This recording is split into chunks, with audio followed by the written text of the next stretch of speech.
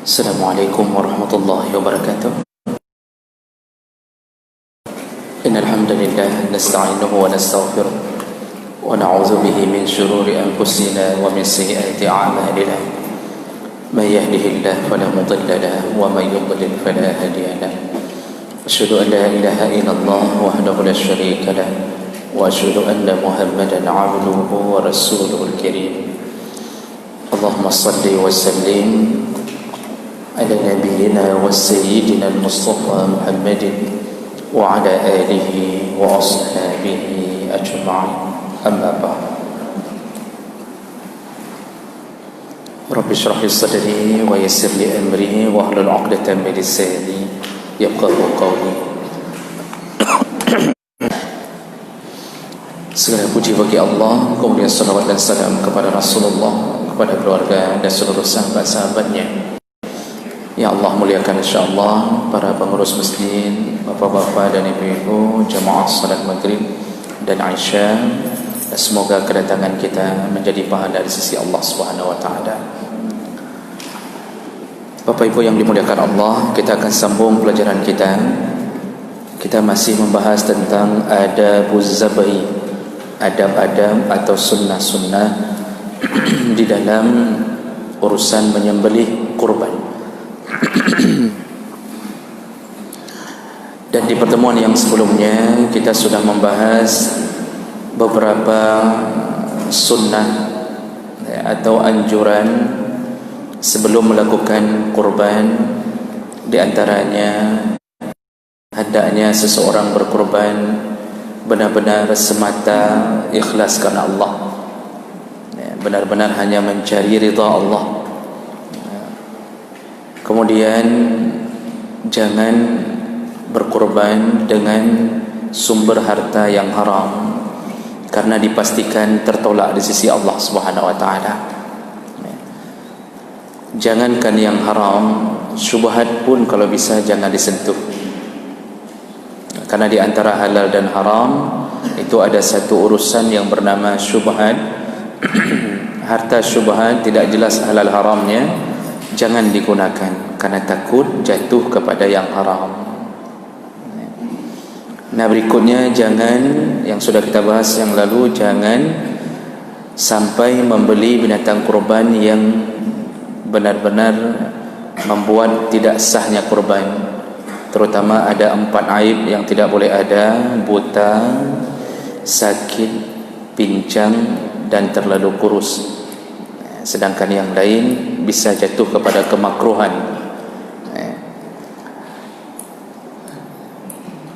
Dan kemudian bagi pemilik kurban hendaknya bertahan tidak mengganggu kuku dan bulu-bulu mulai dari 1 Zulhijjah, tepatnya hari Rabu, malam Rabu yang lalu.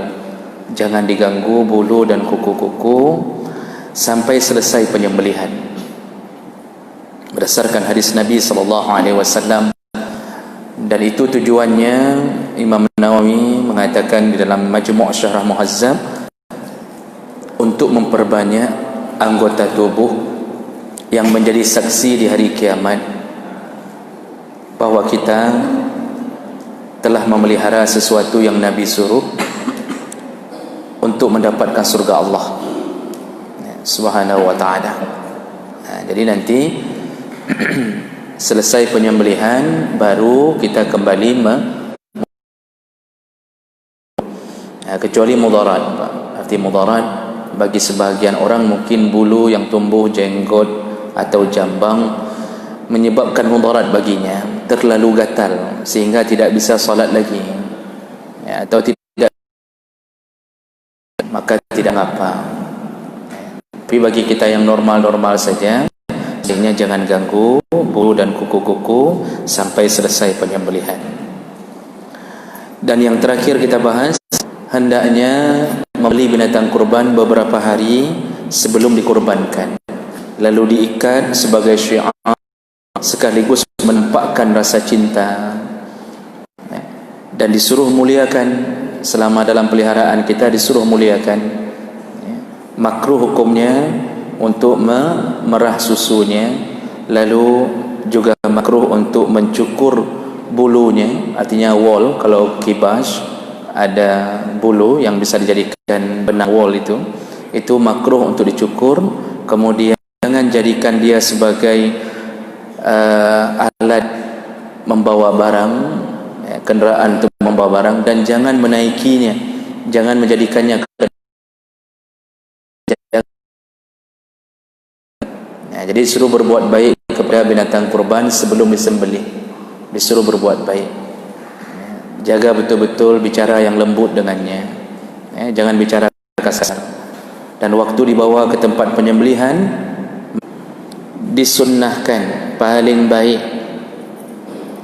hendaknya pemilik kurban menyembelih dengan tangannya sendiri.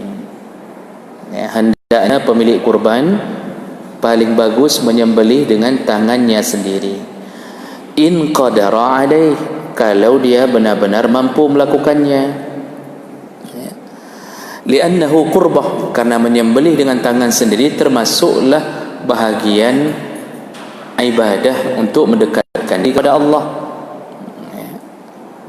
Famubasharatuhu binafsihi afdalu min tawliyatihi ghairuh, langsung menyembelih dengan tangan sendiri lebih afdal daripada mewakilkannya kepada orang lain.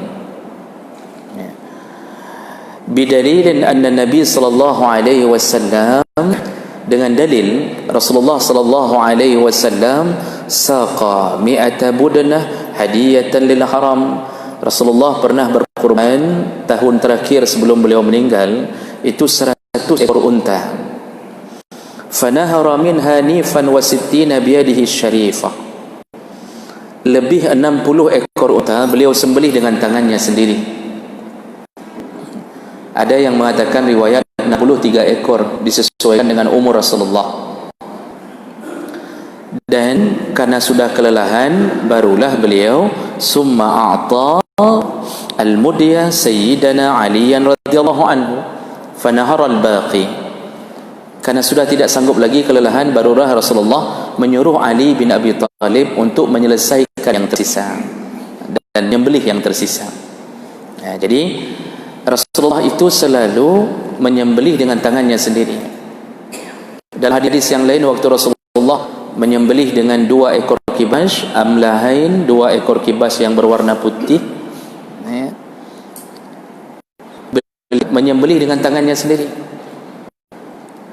Di situ beliau doa untuk kibas pertama, Allahumma hadza anni, Allahumma anni wa an ahli, ya Allah keluargaku. Ini juga niatkan untuk keluarga, satu keluarga dapat semua.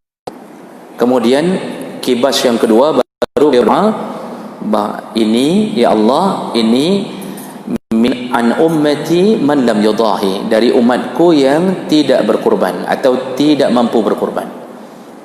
Jadi beliau juga sudah meniatkan kepadanya. Tetapi ini pahala khusus pada Nabi. Kalau masalah umat, kita tidak perlu berdoa, ya Allah, nyo untuk umat lu 4 umat katanya. Katanya dia meduk bak urang sat-sat. Jadi kasih ke miskin ini, orang yang beli sana ke miskin itu lagi, tumpuknya ke dia, padahal banyak orang miskin di sudut-sudut kampung yang tidak dapat. Makanya itu sekedar untuk distribusi yang lebih merata, tapi tidak ada larangan untuk menyembelih masing-masing. Jadi solusinya sembelih sendiri di belakang rumah sendiri boleh, kemudian dagingnya yang hak untuk fakir miskin silakan beri kepada dia, itu juga dibolehkan kalau ingin mendapatkan pahala menyembelih dengan tangan sendiri. Atau solusi kedua, bak panitia lungkoh dulu, minta sama panitia saya sembelih sendiri. Nah, bagaimana kalau satu lembu 7 orang, apa setiap orang menyembelih sikit-sikit hampir 7 orang, mati demo hana mohban gitu Pak. Cukup tersiksa lembu dengan 7 orang ini. Jadi tidak begitu. Kalau berkumpulnya 7 orang, salah satu dari mereka menyembelih, itu wakili yang lain. Tapi mampu, maka wakilahkanlah kepada orang lain yang mampu. Karena begini Bapak, urusan nyembelih ini Kita potong kuku saja harus punya pengalaman. Kalau nggak bisa, jangan paksa. Berikan wakilah kepada orang lain. Nah, kemudian syaratnya membayar orang itu dengan harga, dengan ongkos khusus. Tidak boleh dibayar dengan hasil sembelihan. Tidak boleh dibayar dengan daging yang disembelih, juga tidak boleh dibayar dengan kulit. Misal ongkos dosa. Cuma kalau kulit itu diberikan sebagai hadiah, tidak mengapa. Jadi ongkos kita kasih 400 ribu ongkos. Ini ada kulit, bawa pulanglah. Itu tidak mengapa, dianggap sebagai hadiah. Karena ini banyak permasalahan kurban, akan banyak masalah yang detail-detail yang dibicarakan. Nanti kadang-kadang muncul masalah, bolehkah panitia kurban makan-makan dengan daging kurban? Padahal panitia kurban bukan pemilik kurban. Jadi kebiasaan di kampung-kampung, panitia kurban itu mengambil dari bahagian sembelihan kurbannya, lalu masak, makan rame-rame. Padahal mereka bukan pemilik kurban. Panitia itu bukan amil kurban, Pak. Yang ada bicara amil itu dalam urusan zakat. Kurban tidak ada amil. Panitia itu hanya orang yang menolong untuk meringankan orang lain dalam urusan berkurban. Dan pahalanya besar, panitia pahalanya besar. Cuma bukan amil, tidak ada jatah apapun kecuali dengan seizin pemilik kurban. Jadi masak-masak bagi panitia kurban dibolehkan. Syaratnya izin dari pemilik kurban. Karena pemilik kurban boleh memberikan kepada orang lain 2/3. Sepertiga dia makan, sepertiga dia berikan kepada al-qani' yang tidak membutuhkan, yaitu suka-suka dia. Boleh ke gurunya, boleh kepada saudara-saudaranya, boleh kepada ustaznya.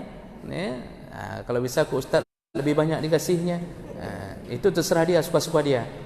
Sepertiga lagi untuk fakir miskin. Nah, yang suka-suka dia ini boleh diambil panitia. Tapi syaratnya izin dari pemilik kurban. Jadi panitia hanya barang gaul. Jangan sampai panitia lebih reman daripada pemilik kurban. Jangan sampai panitia lebih reman daripada pemilik kurban. Karena urusan itu semuanya adalah mutlak kepemilikan dari pemilik kurban.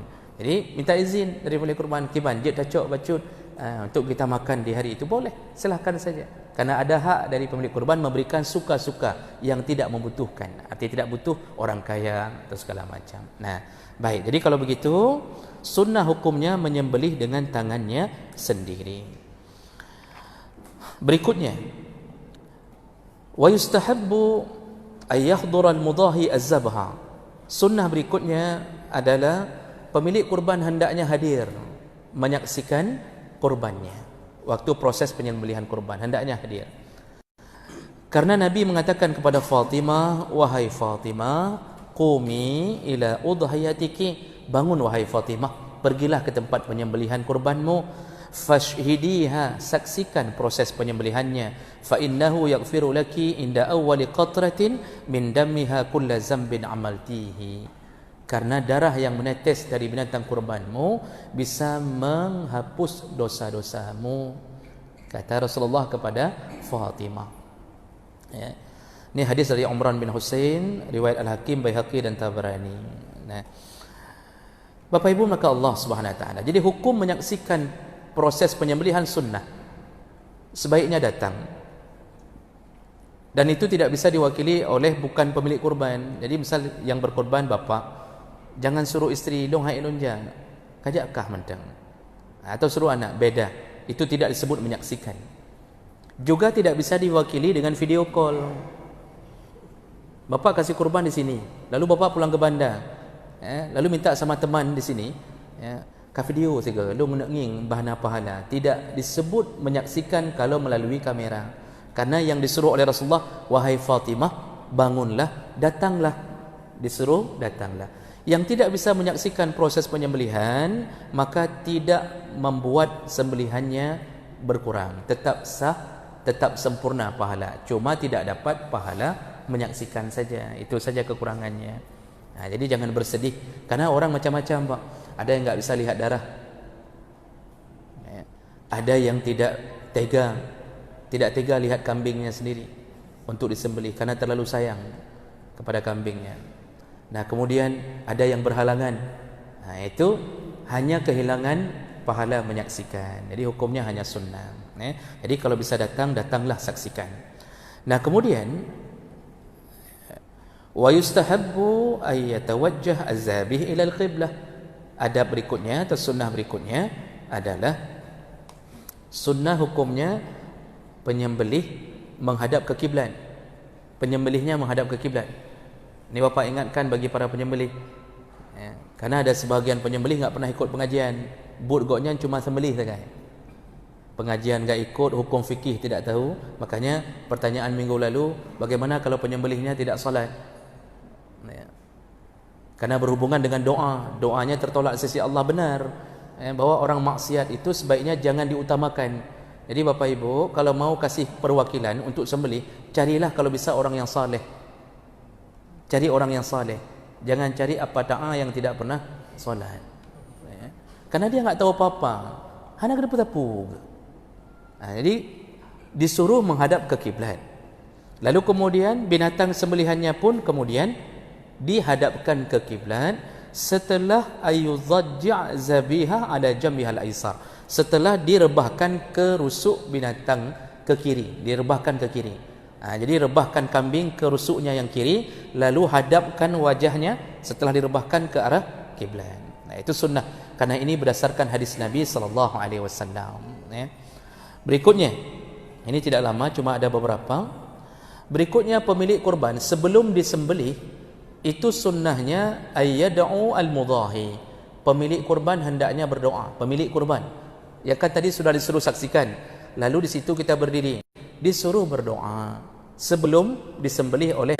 Bagaimana doanya? Satu hadis dengan hadis kepada Fatimah tadi, Rasulullah mengajarkan doa kepada Fatimah, Allahumma minka. Jadi sebelum disembelih baca doa Allahumma minka, ya Allah ini darimu, walaka salati. Kemudian menyebutkan dan untukmu lah ya Allah salatku, dan sambung dengan doa iftitah yang kita baca hari-hari, walaka salati wa nusuki, sembelihanku, wa mahyaya, kehidupanku, wa mamati, kematianku, lillahi rabbil alamin, semuanya kepada Tuhan yang menciptakan alam, ya.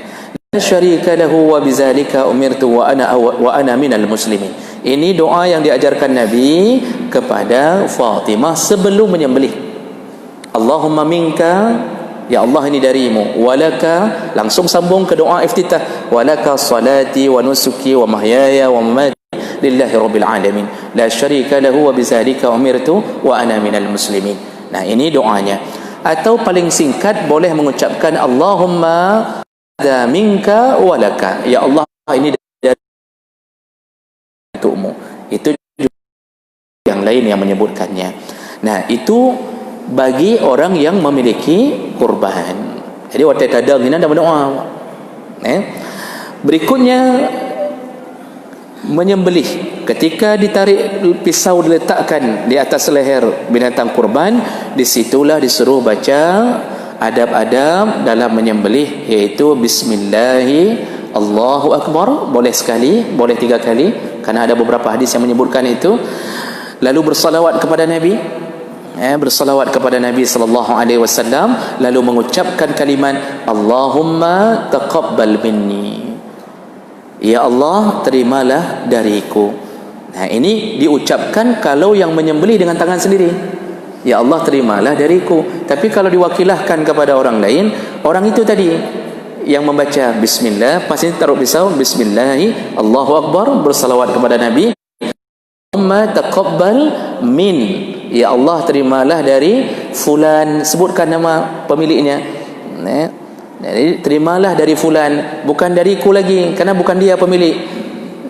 Dia kita bayar lagi, hanya urusan nganggonya ini kita bayar dia. Jadi dia mengucapkan ya Allah terimalah dari fulan. Kalau satu lembu ada 7 nama, maka diucapkan 7 nama tersebut. Tapi yang perlu kita ketahui, mengucapkan nama, membaca nama itu bukan sebuah kewajiban, ya, itu hanya anjuran. Kalau tidak terbaca, tetap Allah tahu ini milik siapa. Maka disebutkan dalam kitab-kitab Syafi'i, yang dilihat dari niat pemiliknya, bukan terbaca atau tidak namanya. Karena nanti di situ Pak, Ada orang yang lupa dia baca nama. Ngamuk-ngamuk dia. Apakah anak baca nanlung? Hanya kebut. Mungkin marah-marah. Ada yang dibaca namanya salah nama. Ada yang lupa dibaca titelnya. Tertinggal. LCMA tertinggal, Pak. Bengeng tabahnya. Padahal itu bukanlah sebuah kewajiban. Enggak dibaca pun kita sudah tercatat sebagai pemilik korban. Nah, cuma saya belum dapat keterangan. Wallahu alam. Saya lihat ada orang macam-macam melakukan amal-amal, Pak. Ada yang mengambil nama-nama yang sudah ditulis di kertas lalu dimasukkan ke dalam darah, kubangan darah dari binatang kurbannya. Ada yang mengambil darah lalu gesampuh baki. Wallahu alam, saya belum mendapatkannya. Tapi kalau yang bisa mendapatkannya silakan beritahu, dan itu menjadi tambahan ilmu bagi kami. Jadi yang paling mulia di saat itu adalah pemilik kurban. Baik. Berikutnya dua lagi singkat padat. Berikutnya wal mustahabbu ba'da zabhi al-intidhar qadra ma yabrad az-zabih. Ketika sudah disembelih, tertinggal satu, Pak. Tertinggal satu dalam urusan setelah menyembelih. Jangan nampakkan proses penyembelihan kepada teman kambing tersebut. Jangan nampakkan proses penyembelihan kepada binatang yang lain yang belum disembelih. Tutup atau buat kerumunan yang dia tidak bisa melihat proses penyembelihan temannya yang lain. Jangan diambil satu-satu lalu temannya berdiri di samping, kita lewatkan satu-satu. Bagaimana perasaan kambing, Pak? Cukup sakit ke? Di situ bisa menciut darahnya sehingga menyebabkan kerut atau stres dia stres. Jadi jangan pikir binatang itu tidak ada perasaan, punya. Bahkan lebih berperasaan binatang kadang-kadang daripada kita. Nah, jadi dia lihat temannya disembelih itu pasti merasa itu stres. Begitu dia stres menyebabkan tidak segarnya daging yang dia miliki.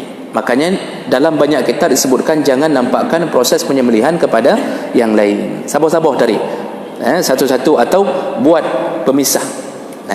Berikutnya wal mustahabbu ba'da zabhi al-intidhar qadra ma yabradu az-zabih wa taskun jami' a'dha'ihi.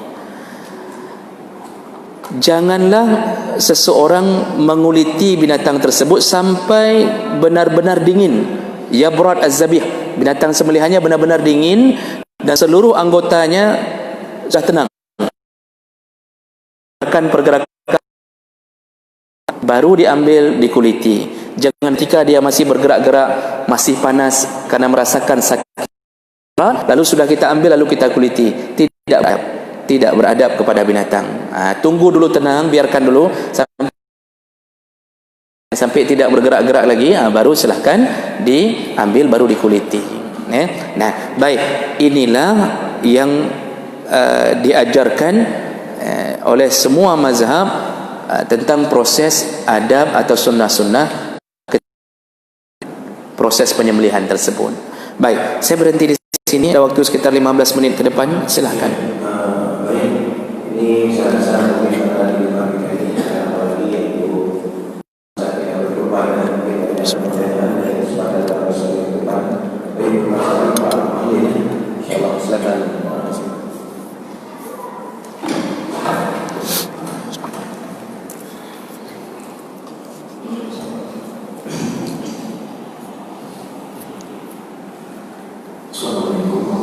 Waalaikumsalam warahmatullahi wabarakatuh. Saat kita menulis dari pasukan yang tidak bertemuannya, tapi banyak ketika ada di masa-masa saya sulit, semua terdekat, semua tunggu bakal mendengar kita kemana.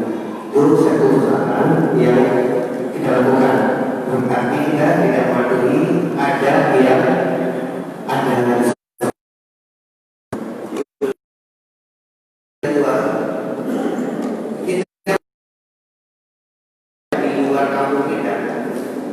bolehkah kita mengantar dagingnya kepada saudara kita yang miskin, tapi tidak tinggal sekampungan kita.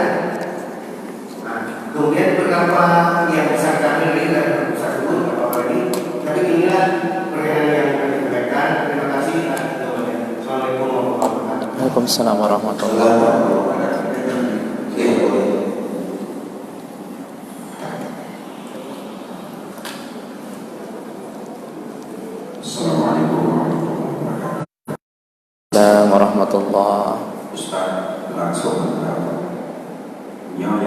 korban perempuan kebetulan pakai preman berani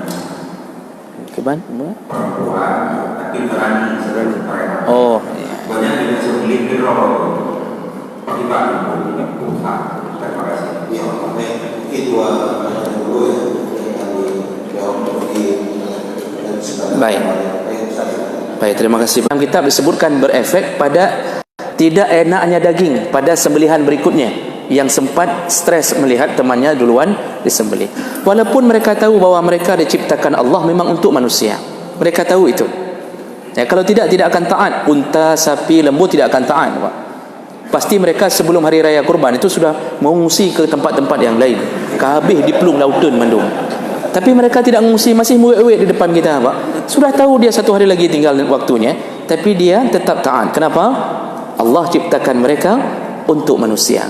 Kemuliaan bagi seorang khalifah di muka bumi. Maka ini adalah kasih sayang Allah. Makanya kurban itu rasa syukur kepada Allah. Jadi tidak mengganggu sahnya kurban, tetap sah. Cuma kita kurang beradab. Kalau kita disembelih di depan, Pak. Waktu kejadian pembantaian saudara kita Bosnia Herzegovina yang dilakukan oleh pemerintah Yugoslavia, apa yang dilakukan, Pak? Silakan baca buku-bukunya. Anak-anak dikumpulkan, anak-anak Muslim dikumpulkan, lalu diangkat rambutnya, ditarik, disembelih. Tapi kalau sebelum disembelih itu ada hukum. 4 mazhab berbicara. Apa hukumnya memindahkan kurban ke tempat yang lain? Imam Hanafi menyebutkan, saya singkatkan saja, saya tidak baca terjemahannya langsung, saya singkatkan, makruh hukumnya memindahkan kurban dari satu tempat ke tempat yang lain kecuali ada 2 alasan, kata mazhab Hanafi. Yang pertama, ada sanak saudaranya yang miskin di tempat yang lain.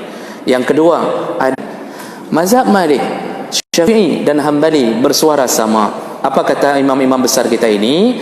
Mereka mengatakan boleh pindahkan kurban dengan syarat al-aqalli min masafatil qasar, di bawah jarak bolehnya salat qasar. Salat qasar itu kapan boleh dilakukan? Salah satu syaratnya kalau sudah menempuh jarak melebihi 16 farsakh. 16 farsakh itu 89, sekian puluh kilometer. Artinya kita genapkan 90 kilometer. Boleh memindahkan kurban di bawah radius 90 kilometer. Dari sini ke arah barat ke Banda Aceh mungkin jatuh ke Ulegle. Yang tinggal di Biren tidak masalah pindahkan kurban ke Biren. Ya, yang kampungnya di Biren, yang kampungnya daerah mungkin Panton Labu itu masih sekitar 30-45 km. Mungkin itu masih boleh, tidak ada masalah. Tapi kalau lebih daripada itu perlu alasan. Apa alasannya? Sama dengan mazhab Hanafi. Kampung kita lebih membutuhkan daripada tempat kita tinggal. Tapi kalau di sana ada 2 lembu, di sini ada 2 lembu, tempat domisili lebih utama daripada memindahkan kurban. Ini hari ini ada yang mengajak memindahkan kurban ke Palestina. Ayo berkurban ke Palestina, Asia, Afrika. Ada yang lebih hebat lagi, Pak. Saya lihat di Facebook. Ayo berkurban ke Mekah. Kahana mahu buat jauh Mekah kurban. Dipikir dengan kurban ke Mekah lebih besar pahalanya. Padahal semua ulama menyebutkan sepakat kurban yang paling mulia di tempat kita tinggal. Boleh pindahkan di bawah radius 90 km, yaitu 16 farsakh tadi. Jadi jangan jauh-jauh pindahkan kurban, Pak. Kenapa disuruh ke domisili? Kalau zakat fitrah disuruh beri zakat di mana badan berhari raya. Kalau kurban di mana tempat tinggal. Walaupun kita pindah, habis kasih kurban kita pindah pulang kampung, tetapi kurban tetap utama di mana kita tempat tinggal. Kenapa begitu? Karena sehari-hari yang lihat mobil Pajero di depan rumah kita orang miskin sekitaran kita. Yang lihat NMAX 2, NMAX di depan rumah kita orang miskin depan kita. Yang tahu berapa gaji kita itu juga orang miskin depan kita. Maka disuruh di tempat kita domisili. Ya. Tapi kalau sudah disembelih, dagingnya mau dibawa kemanapun terserah. Ya, kira-kira begitu Bapak muka Allah. Pertanyaan ketiga, perempuan berkurban bolehkah? Ini tinggal kita balik ke hukum ke masalah menyembelih misalnya atau masalah kurban. Adakah bahasa bahwa tidak sah kalau kurban kalau disembelih oleh perempuan? Selama ada syarat bahwa yang menyembelih harus laki-laki, dibolehkan bagi perempuan menyembelih selama dia mampu melakukannya. Cuma kekurangan seorang perempuan walaupun dia berani, kalau dia menyembelih takut akan terjadi ikhtilat, bercampur-campur dengan laki-laki. Kecuali nanti yang pegang kaki semua perempuan, diajaknya perempuan sekampung untuk kaban tulung tian. Tapi nyo kamu ho-ho dengan laki-laki, di situ dia jatuh dilawan kambing, kemudian auratnya terbuka, kemudian macam model nanti terjadi. Maka yang paling afdal adalah laki-laki, ya. Jadi tidak ada larangan sebenarnya bagi seorang perempuan untuk menyembelih.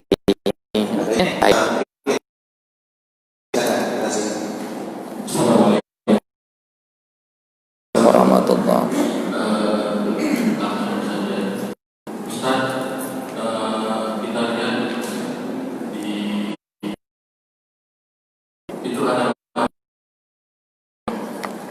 Pada saat data daging itu bagi panitia, katakanlah kalau data dia satu karena dia bekerja menjadi panitia,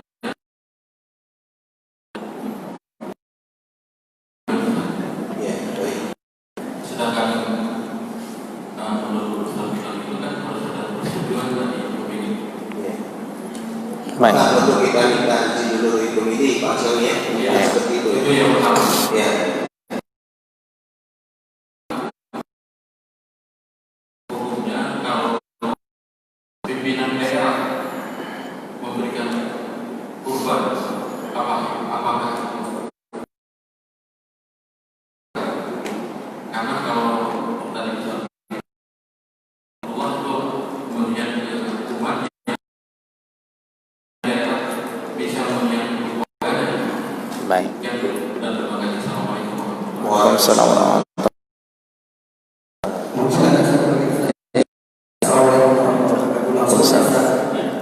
Kategori ada unta, kemudian ada lembu, ada kerbau, kemudian ada kambing, kibas atau ini. Ini jangan kita lihat selera kita.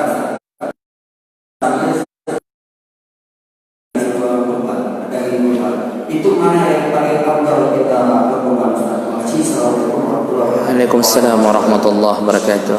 Baik, pertanyaan pertama tadi, panitia kurban meminta hak dua, anggaplah dua tumpuk. Bolehkah? Panitia itu orang yang menolong. Kalau dia mendapatkan hadiah dari pemilik kurban, mungkin dilebihkan karena dia lelah menolong, mengurusi, membagi, bolehkan, tidak mengapa selama izin dari pemilik kurban. Karena begini Pak, intinya Allah yang atur langsung dalam surah Al-Hajj, pemilik kurban itu bentuknya. Kalau dia mau sedekahkan tapi dia kekurangan mengambil sunnah, yaitu tidak makan, padahal Allah suruh makan, maka walaupun satu tumpuk pemilik makan, rasa baik dengan mengatakan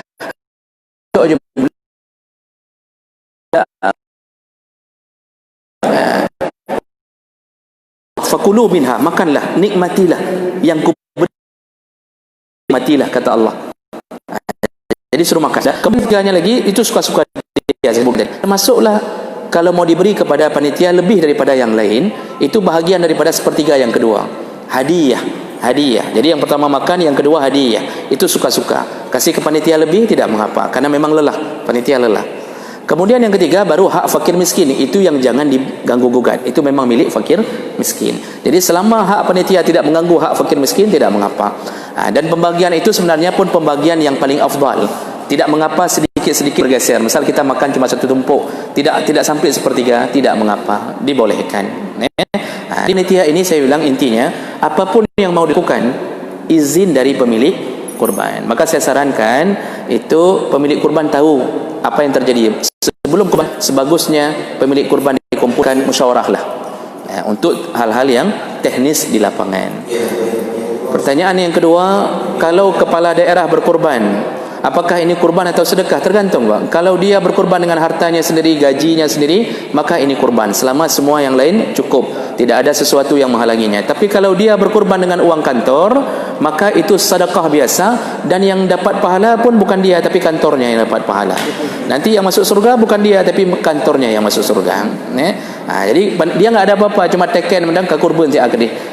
Itu tidak dapat apa-apa selama dia tidak berkorban dengan hartanya sendiri.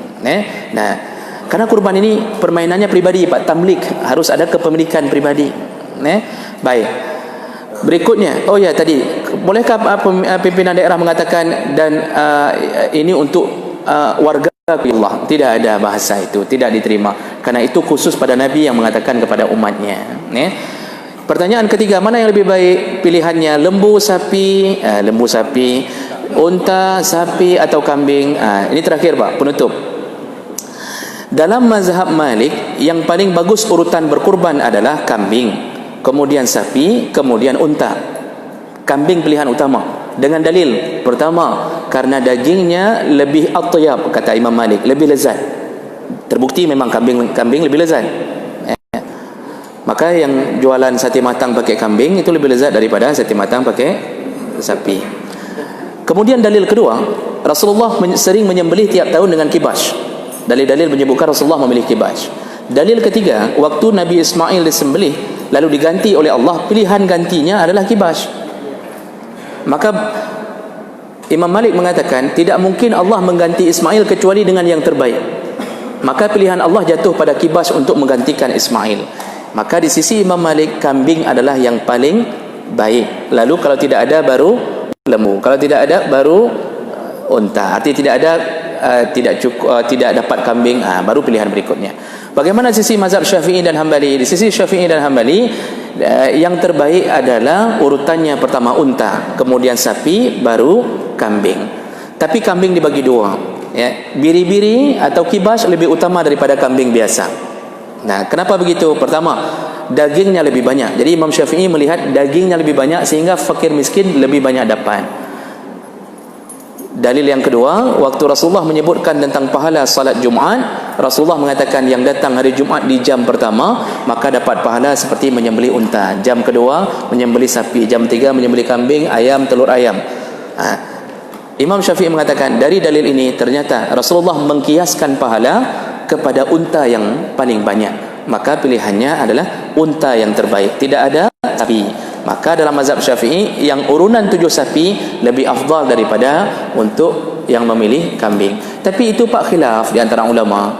Artinya apapun yang kita sembelih sempurna. Itu hanya khilaf di antara ulama. Ya, jadi jangan rubah yang sudah beli kambing, benar rencana rubah menyohansip ngenli. Ya.